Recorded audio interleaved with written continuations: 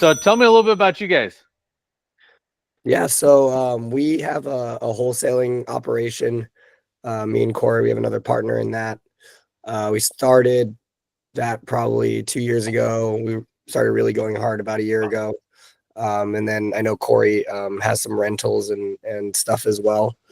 So yeah, as far as real estate goes, that's kind of what we got going on. We're semi-nationwide in that. And it's doing pretty good. We're trying to scale up.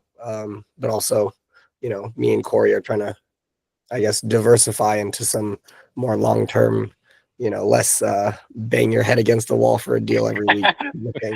And honestly, like, to add to that, so I do dispositions, right?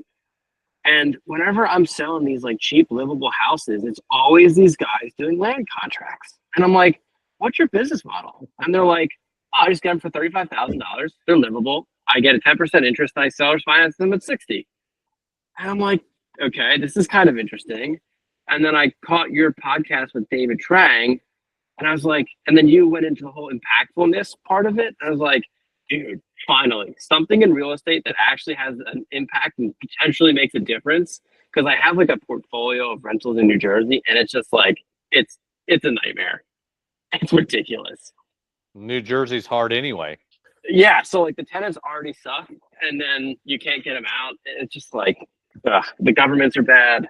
Yep, that's why I don't buy in New Jersey. I wish someone would have told me that 5 years ago.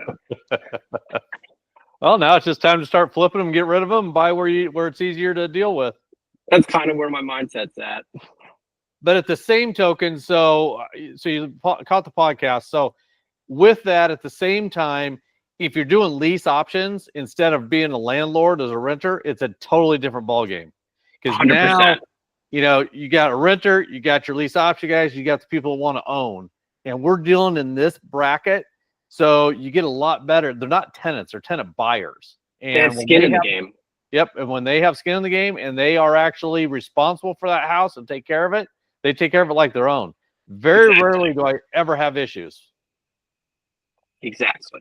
So, well, cool. You saw the podcast, so you know a lot about me. What can I help you with? What are you thinking? So one thing we're working on currently with our wholesaling is to niche down. And we just want to know and work to find where this strategy makes the most sense. And then how to find the right players to plug into, because at the end of the day, real estate is a team sport. And like without my property managers, without my real estate agents, like nothing would have gotten done. And I wouldn't have accomplished anything. Okay. So I also want to understand like where the best teams are so that we can kind of like selfishly focus our wholesale business to kind of snipe some things. Yep. And so what a lot of the students that I have right now they came from wholesaling. So their marketing channels and everything are coming through wholesaling. How are you marketing right now? So we're all inbound on Facebook and YouTube. Wow. How many leads are you getting a month? Between 150 and 200. Just with Facebook. Wow. Yeah. That's awesome. That's good. Usually you don't see that big a return on them. So that's awesome. You must be doing something right there. Where are you advertising at? So we're in, we niched it down a good bit. We're in Ohio, a couple parts in Florida, Atlanta, and that's pretty much it. Okay. Taking some notes here. All right. So perfect. So Florida's tough with what I do because you can't get them to cash flow. Typically, that's not always true. I do own in Florida, but it's on occasion you'll find a deal just like here in Arizona. You'll find a deal here and there that might cash flow. Ohio is awesome, and we love Georgia. Georgia's probably our second or third state as far as ownership. Ohio is number one, and Indiana plays in there too. So those are the top three that as far as how many we own it units per state. So you're in the right market. So what I always try to teach people is you don't really have to change your marketing, just have to change your thinking. 100%. So, yeah, and you're no longer wholesaling. So our whole model is you first look at it, can I take it down, put it in my portfolio, and so our average option fee is $15,000. So what's your average wholesale fee right now? Same.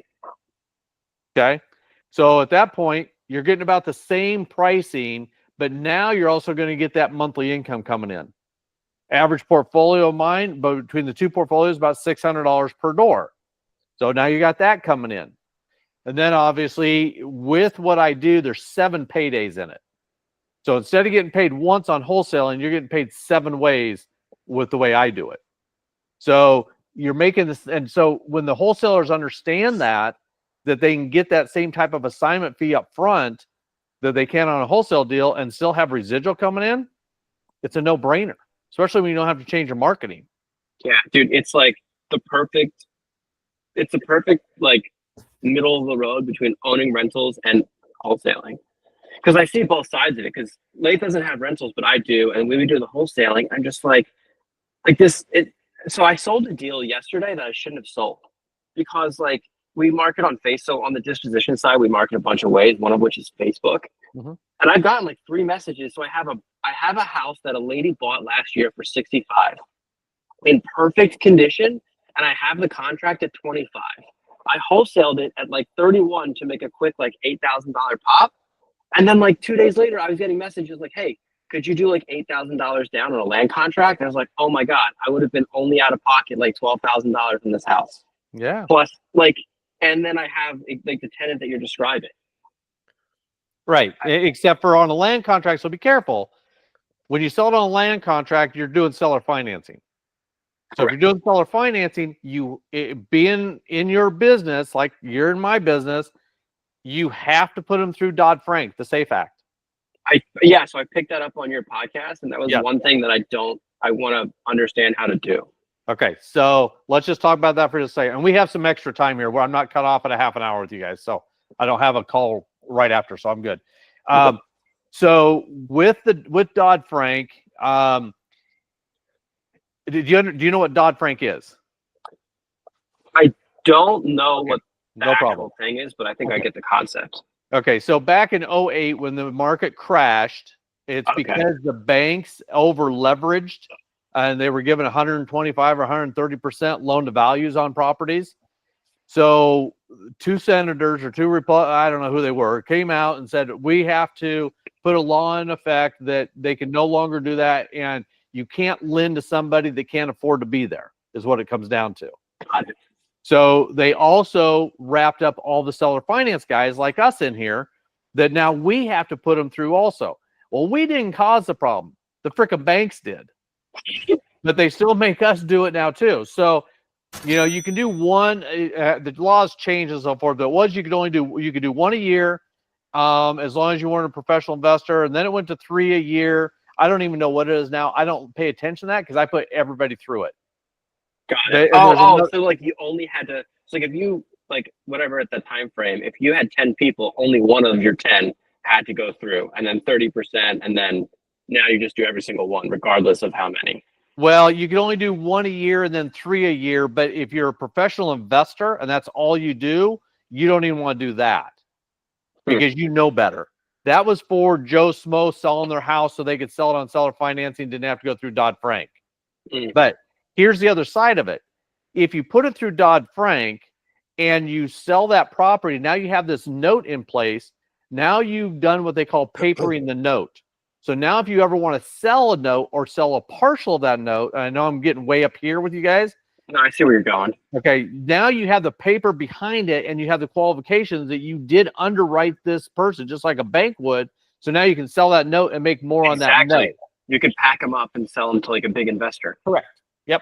So there's more to it than just the front side. So I don't like selling. Well, I will only sell on a land contract / agreement for sale, contract for deed, whatever the hell you want to call it, depending on what state you're in. Yeah. So I only sell that way because I want to keep the deed in my name. So if I have to go back after them, I don't have to do foreclosure. I do a forfeiture of contract. So it's easier to get them out. What's that? What's the difference between forfeiture and foreclosure? So foreclosure, you have to go through the legal system, depending on what state you're in, if it's a judicial or non-judicial, as to how you get your deed back. A forfeiture is a breach of contract, which is totally different than getting your deed back. So it's a lot easier. Depending on what state you're in, but it's a lot easier than doing a true foreclosure. Oh, Okay? and so the foreclosure process only occurs if they hold the deed, Correct. because you need to reseize it from them. Whereas with your method, Right. you're holding the deed and you're not releasing it until the lien is released, That which is is correct. your contract per se. Yeah. That is correct. Okay. Got it. So that's how I sell with seller financing. Now, I don't like doing that until the very end or until they exercise their option. When we do our lease with option to purchase, I do a 5-year lease. They have to complete all 5 years before they can exercise their option. Okay. And we do that because I want 5 years of payments. The other reason why I do it is now I know, are they good at making their payments? And if they are, great. Now I can turn it into seller financing and I'm not too afraid of having to go after them with a forfeiture. But if they don't, now they're still just a tenant because it's a lease and an option. They don't combine them together. The option refers back to the lease, but the lease doesn't refer to the option. So they do not have equitable interest. There are lease options out there where the two pieces of paper combine each other, but now they have equitable interest. Now you're in a deep shit if you go in front of an eviction judge. Okay. That's why you keep two separate papers. There's a lot of insight there. So if Interesting. with the option and the lease, if they don't complete this lease or if they violate this lease, this option automatically goes away and they lose their option fee. That option fee is non-refundable. So that also keeps them invested in taking care of the property, because they have, again, you're reinforcing their skin in the game. Yep, exactly. That's exactly right. And so the loans are amortized, right? So like the first 5 years are interest anyway. Well, the first 5 years, it's not a loan. It's just my note. Whatever my note is, or however I have it financed, or if I pay cash, it's free and clear. It's however I own the property. But after the 5 years, isn't it not going towards? No, absolutely not, because that's equitable interest. Corey, but with it's like a lease, but the option, like you said, is separate, and then the option executes the actual seller finance or the buyout or whatever it is separate. Interesting. So the first 5 years is just like they're just a lease, just a rental. Yep, just a rental, but with renters with skin in the game, and we call them tenant buyers or pre-owners. Got it. And they're in charge of all the maintenance, 100%. We don't do anything.